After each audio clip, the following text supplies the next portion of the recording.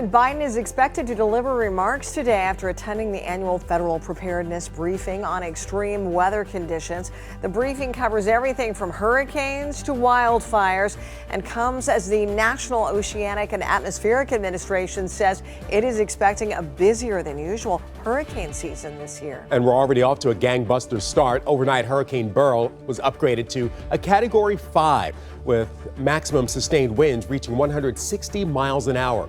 The storm already leaving a trail of destruction across the Caribbean as it barrels towards Jamaica.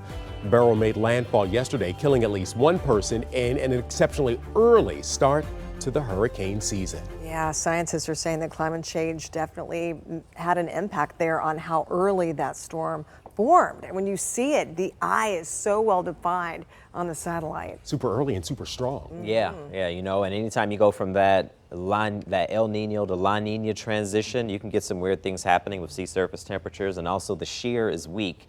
It all comes together to make the ocean right now the perfect hurricane incubator, and that's what we're seeing right now. Category 5 storm.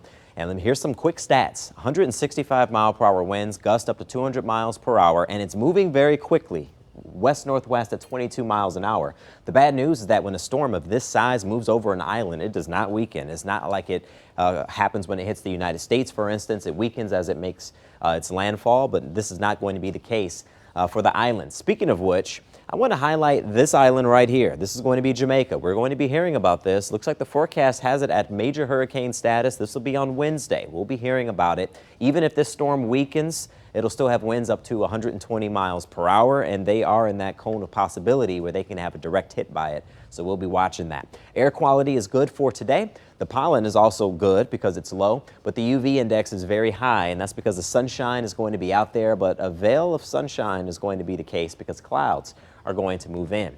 81 is what we're forecasting, and that means we're starting to warm up. It's still a cool start for Metro Detroit, especially if you're joining us from Port Huron at 48 degrees. You're at 55 in Pontiac, but 50 in Lapeer. So the 40s and 50s is still out there for now, but we'll turn this around. Going with the low 80s for Detroit, 83 in Adrian. Elsewhere, thinking the upper 70s, so just be aware of that. It is going to be a warm one for today. So we're getting back to that traditional summertime feel. Speaking of which, the humidity spikes for tonight. Therefore, overnight lows will go back to the 60s and 70s, so it'll feel like summer starting tomorrow and also for the rest of the week, right on through the 4th of July. Here's a look at what that looks like. 88 for Wednesday, but 85 on Thursday for the 4th, and we'll cool down a touch on Saturday, but bounce back on Sunday.